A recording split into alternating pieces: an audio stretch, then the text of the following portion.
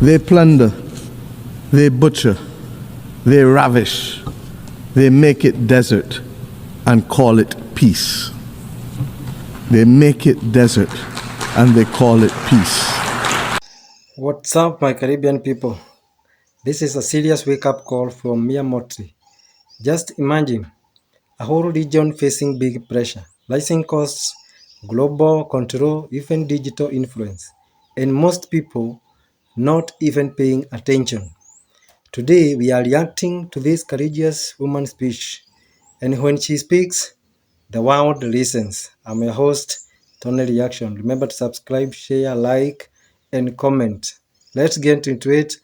Then I'll come back with more reactions. Thank you. Over the course of these 7 years, our community has perhaps seen more challenges than we have ever seen since attaining independence.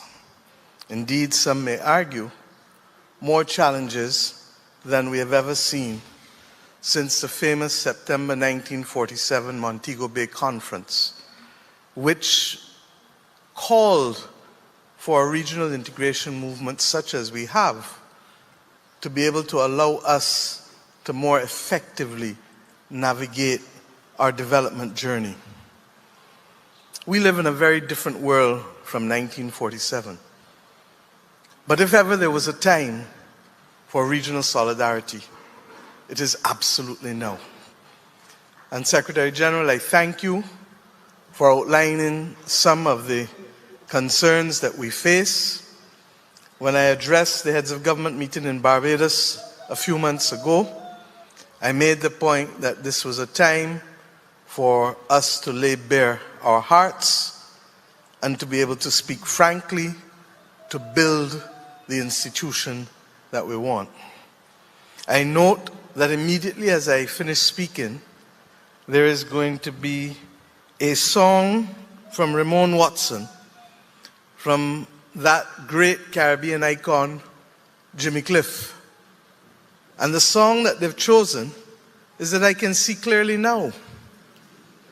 But I wouldn't mind if they added to that not just the power of vision, because I think across this region we have that, but the power of trial and effort.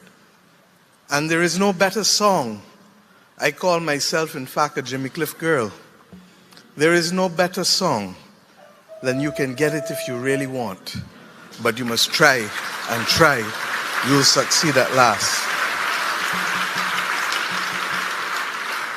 It is against that backdrop that I ask us to reflect on a few things today.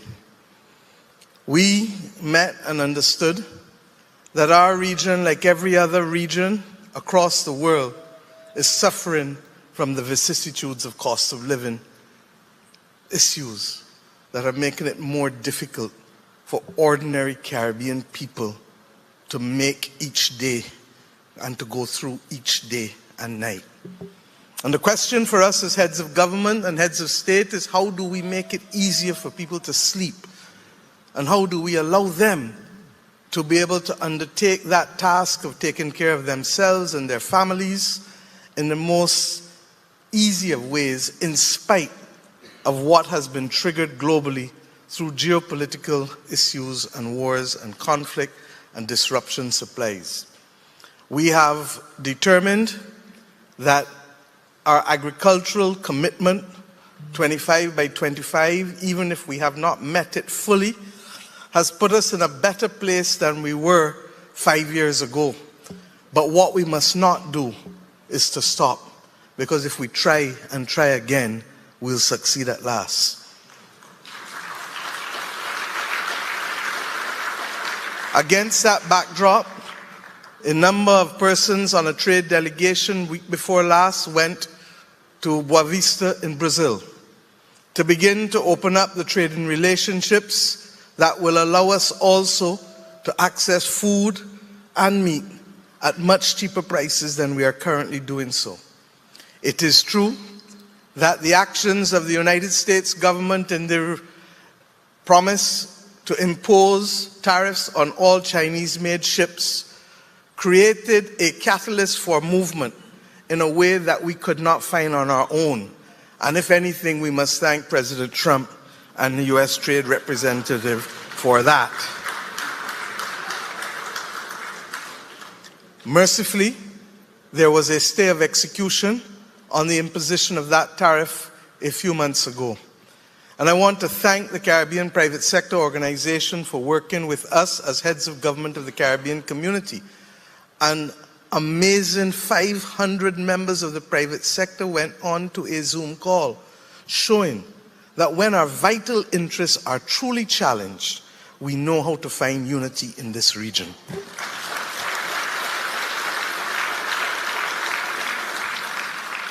If we cannot open up greater supply routes, if we can increase our domestic production, cognizant, however, that we are constantly at risk of the climate crisis, decimating that which we are trying to do in terms of open field agriculture, then we can begin to recognize that we do have the capacity to feed ourselves more. The bottom line is, however, that there are still too many gaps. And the major issue of logistics, I am happy to report that there are at least 2 CARICOM member states that are now in the process of looking to acquire cargo planes to help us overcome the very difficult prospect of the movement of goods within this region. Equally, I anticipate that at this meeting at Montego Bay, we will have the presentation on the inter-island regional ferry from the private sector. And at this point, it is up to us to determine whether we have the political will to finally ensure that we can democratize travel through ships yet again in this region, knowing full well that with the federal maple and the federal palm, there were examples of it many decades ago, and that we have allowed ourselves to become purely at the mercy of air travel, without recognizing that as islands in the Caribbean Sea, we have the ability to reach each other in good time and at cheaper fares than if we only use air to connect our region. Tomorrow, we shall also receive the completed work on the CARICOM external tariff, CET, and the rules of origin. And I want to thank all at COTED and Community Council for teeing it up.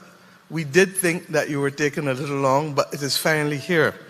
The political judgment that has to be made by heads now is what other items that will not compromise regional production, that can have the bond rates continue to be reduced so that we can see more progress on the reduction of cost of living, particularly of food and sanitary items.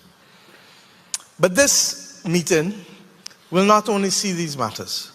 We have come before our region to speak specifically of other things that are threatening our existence as a region. We live in a world now where fake news, regrettably, is a key part of all that we have, and where the improper use of AI can sometimes stoke great fear and panic among our citizens. It is about time, therefore, that we as a region come up with a CARICOM validation mechanism in the absence of the providers of those platforms not taking the action to validate truth any further. And if we fail to do so, we put seriously at risk the stability of our democracies. In the last 2 weeks alone, my government in Barbados has had to put out as clear fake news, one that sought to ban President Trump from our country, one that sought to impose on Barbados travel advisories that didn't exist. And it is almost as if this is a daily exercise now for our countries, because those who have nothing to do, as we learned as children, the devil finds work for idle hands. We need our own CARICOM blue tick to validate truth in this community.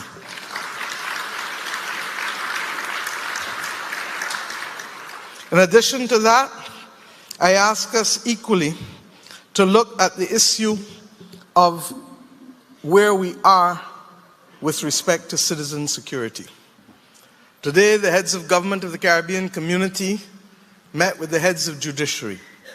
And we did so as an absolute item of respect on the part of both groupings. It was a historic meeting, and it was one that recognized, as your Chief Justice in Jamaica put it, that it is possible for the judiciary to meet, remain independent, but not isolated from the communities in which they operate.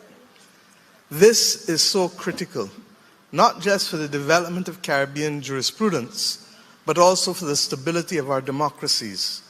There is no country in this region that is not facing some level of citizen insecurity. And regrettably, I've said over and over, we pay a high price for the Second Amendment rights of the United States of America's citizens. But whatever the cause, the reality is this is where we are.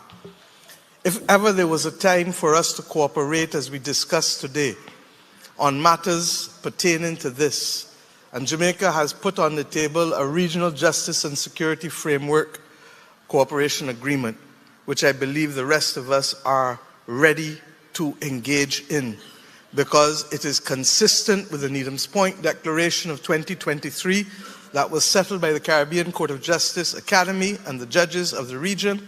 It is consistent with the George Bridge Declaration of November 2024 that was settled by the CARICOM heads of government, and it is absolutely needed by our citizens if we are to see safety be the primary concern of our people, from Jamaica and the Bahamas in the north, to Belize in the west, to Barbados in the east, to Guyana and Suriname in the south. And of course, underpinning all of that is that wonderful island chain of the Eastern Caribbean states. We have a duty to our citizens.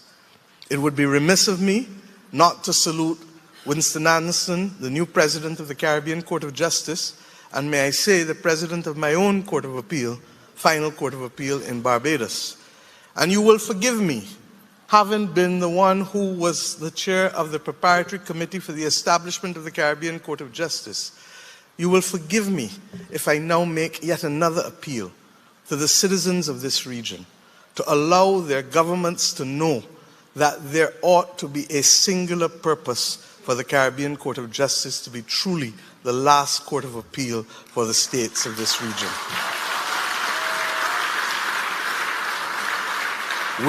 We are aware that there are some countries that have the requirement of referenda.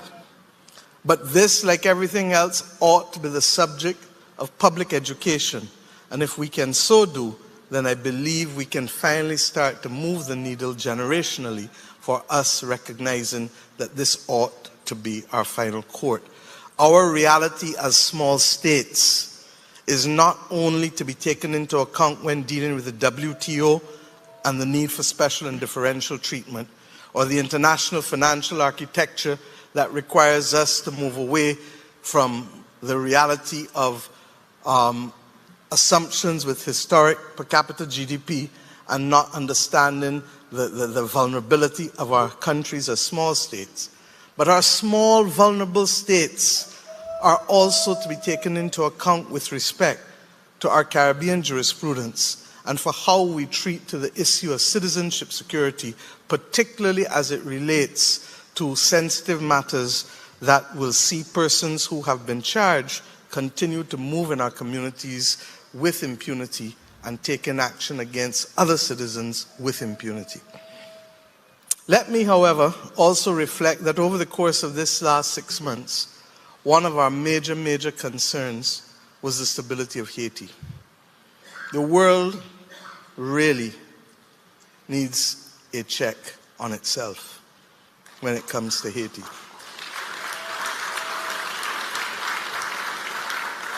If ever we doubted that there were first-class and second-class citizens in the eyes of the world, don't doubt it anymore.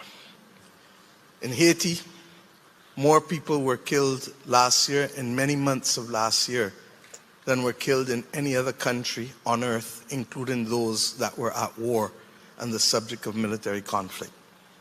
And in spite of that, and in spite of the promises, the world has been able to move has been unable to move beyond the promises and the platitudes that would bring help to the people of Haiti. I'm not only talking about the loss of life, I'm talking about the displacement of citizens from their homes. I'm talking equally about the food insecurity of the people of Haiti.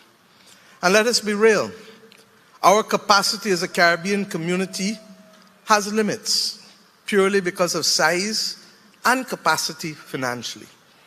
We can help as best we can, as we must. But the world is what is needed as well at this point in time, beyond simply the deployment of troops from Kenya, without the requisite support in terms of machinery that is necessary to ensure that those Kenyan troops and others are not sent like lambs to the slaughter along with the members of the Haitian police force. That Haiti is trying as best it can to be able to withstand the assault by gangs is to be commended. But at the same time, it is not enough. And what is required more than ever is for a truth talk, both within the context of what is possible from Haiti's perspective, but equally what is possible from the international community. And I fear that the absence of that realistic conversation will continue to mean that ordinary citizens will have their lives put at risk. And if not their lives, their limbs, and if not their lives and limbs, their ability to live as dignified human beings. The pace at which progress is needed must be expedited if we are not to see more and more people suffer. At the same time, in the last 6 months, we have had the issue of the spectacle of near difficulties with the border security situation between Guyana and Venezuela. I thank Prime Minister Gonzalez yet again for continuing to play a serious role along with Prime Minister Skerrit in ensuring that we could have the principles of the Argyle Declaration continue to be respected, even if in a tenuous way. And I recognize that this is going to require our continuous vigilance as we go forward, because we are all committed to seeing the Caribbean as a zone of peace at the level of the state and equally at the level of the citizen with respect to citizenship, security, and insecurity. We have unfinished business. The Caribbean Educational Transformation Commission must be established as a matter of urgency. For all of us continue to adhere to an educational system that is not fit for purpose for our citizens today. And we need to make those changes informed by data, informed by evidence. But the longer we take to put that commission in place, the longer we take to make the changes that are necessary to give our young people the best possible chance. Equally, we are required at this time to recognize that there are actions outside of this region that will demand our solidarity. I speak specifically as early as this week of the actions of the European Parliament with respect to the failure to delist countries like Barbados and Jamaica, who have come off of the Financial Action Task Force list for more than 1 year, but for whom we remain on the European Union's enhanced delegated list, along with countries like Gibraltar and UAE that are the subject of their opposition, but because of a technical mechanism by which they remove countries, Barbados and Jamaica continue to suffer at the hands of the listing process when we have been deemed to be fully compliant with all of the obligations required of us from the Financial Action Task Force. It is wrong, and if it was the shoe on the other foot, if the shoe was on the other foot, we would be told how to find ways of having our Parliament change the manner in which we address this issue, rather than grouping all of the countries in one basket to be the victims of any opposition on any country in spite of the progress made by our countries. I raise these issues because, as I said at the beginning, if ever there was a time for us to celebrate solidarity and to be able to work together, it is now. And I am not daunted whatsoever by our failure to get it in one go. And that is why I said that at the beginning, I am a Jimmy Cliff girl. We can get it if we really want, but we must try and try. The CSME was the subject of a dedicated conference when we left Montego Bay on the last occasion. And it resulted in the St. Anne's Declaration in December of 2018. But there are some difficult issues that we must confront. And we have heard one Prime Minister and one leader of the opposition question the validity of this entity within recent weeks and months. But if we are to be honest with ourselves and with our populations across this region, and we must start the public education process, it is largely because of our inability to find an appropriate mechanism for the funding of the CARICOM Development Fund. And even if every country in the region put money in it, it would still not be enough to finance disadvantaged countries, disadvantaged sectors, and disadvantaged regions, which are the consequence of any single market and single economy. It is against that backdrop that I've asked that we look at taking some of the excess regional liquidity that exists and finding a way with the cooperation of those who can help us put the guarantees in place so that our region can start to finance our own development. There are only 2 countries in the region who provide interest rates in excess of 5% for savings. The majority of CARICOM countries have interest rates that are below 3%, and therefore we are in a position to be able to offer the opportunity for the participation of CARICOM bonds to our citizens at rates of return that are competitive with private commercial banks, but are still lower than the lending being offered to many countries on the international capital markets. At the same time, in the last 6 months, we have done significant work to advance for the first time a regional debt swap initiative. My own country, Barbados, has now done 2 debt swap initiatives, one for nature and one for climate.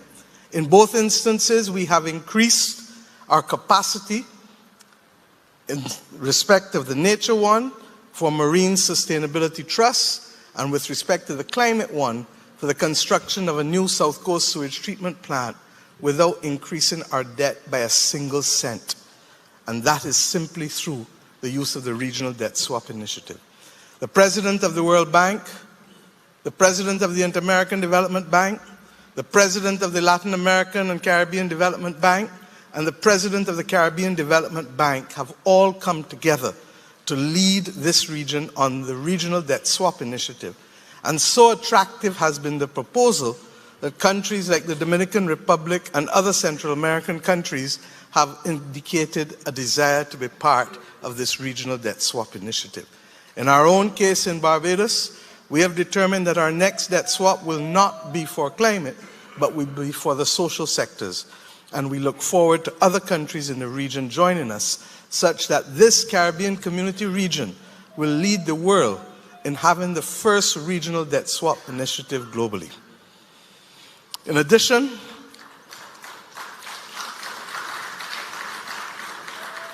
may I remind you that there is also the natural disaster clauses which ought to find primacy of place in all of our international and regional financial instruments.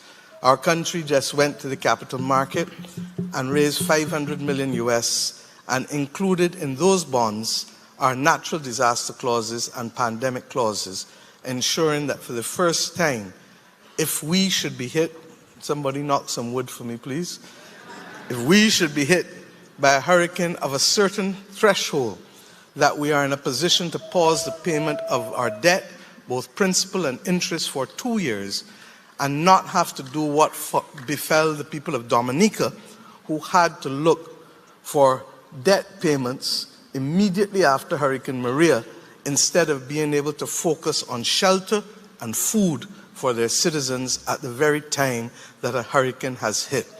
And the notion that we are safe from a climate crisis can be immediately debunked because week by week, with the latest being the tragic circumstances befalling the children of the United States and Texas with the raising of the banks of the river, of the Guadalupe River, reminding us that none of us can escape the hands and clutches of the climate crisis. So my friends, I ask us, please, to recall that there is much work to be done. I have not spoken to you today about the necessary work of the reform of the governance of this community and the funding of this community because I believe that the heads of government must confront it and not believe that we can continue to wear the garbs of 20 and 30 years ago as we live in a world that is completely different today. And we must find the boldness, I believe our preacher told us today, Bishop Pitkin, when you said to us, let us have the boldness to move thought into action. Because without that, our region will not be ready for the defense of small states. It is my view that in the absence of an international rules-based order, and we are seeing it being threatened day by day, in the absence of an international rules-based order, countries such as ours will find it difficult to survive. And this, my friends, is the first real threat that we have had since becoming independent nations. The notion that others may want to conquer again is not beyond their imagination and not beyond our reality. But equally, the price of sovereignty is no longer simply that which we have started to do in the first 2 or 3 generations since independence. The price of sovereignty now extends to our ability to control our information and to generate our content. We have to be able to own our own satellites and not be the victim of somebody pulling them on us because they do not like the position we took on a war across the world somewhere or someplace. We have to generate our own content because it is only us who know our reality, and we cannot simply be the victims of other people's judgment as to who we are and what we stand for. And if we don't do these things, then we will fail to recognize that the new armada and the new flotilla are not the ships that came and brought our forefathers here under protest. But in fact, the new armada and the new flotilla is that which will control our mind. And we know what Marcus Messiah Garvey told us about emancipating our mind from mental slavery. If ever there was a time for us to listen to these entreaties, it is now. Yes, welcome back, my Caribbean people. Guys, from the very start, she's not sugarcoating anything. She's basically saying the Caribbean is under pressure from every side: economics, climate, global politics, and if they don't move together, it's game over separately. That unity she is talking about, that's not optional. That's survival. Now let's talk food, because this part is serious. Price going up, people struggling, so she is pushing for growing more food locally and building trade with places like Brazil. And I'm thinking, why rely on the world when the world is unstable? Because the moment you depend on outsiders for survival, you lose control. Wait, this part shocked me. She said it is easier to leave the Caribbean than travel inside it. Nah, this is crazy. Flights expensive, movement restricted. Now she is talking ferries, cargo planes for passengers, and honestly, that might change everything. Because how do you build unity if your people can't even connect? Now this is where it gets scary. She starts talking about fake news, AI, misinformation, and listen carefully. This is not just Caribbean. This is global. She wants a system to verify truth, like regional Brotic. Because, right now, anybody can post anything, and the people believe it. And if you control information, you control minds. And she steps into the real power talk, saying the Caribbean needs its own systems. its own authority, talking about the Caribbean Court of Justice being the final court, and I respect that because independence, it's not just a flag, it's control. Alright, this next part, this one hits deep. She starts talking about Haiti, and you can feel it. This is not politics anymore. This is people suffering. Real lives. She's calling out the world for doing too little, too late. And honestly, she is right. Because when things get bad, silence is part of the problem. Now, she exposes something big, the financial systems. Debt after disaster, rebuilding while struggling, and she is asking, why are countries still paying after being destroyed? Yes, think about that. You lose everything and still owe money. Now that system is broken. Alright, this might be the most important line because she said the prices of sovereignty is digital. Meaning if you don't control your data, your systems, your infrastructure, you don't control your future. You can be silenced, you can be manipulated, and that's bigger than the Caribbean. Nah, I'm most not even gonna lie. That wasn't just a speech. That was a wake-up call. If the Caribbean unites, powerful. If it doesn't, vulnerable. And honestly, this message applies to every country. If you made it this far, then remember to like and subscribe for more reactions. And tell me, if this is just the Caribbean, or it's the whole world heading this way. I'm your host, Tony Reaction. Thank you.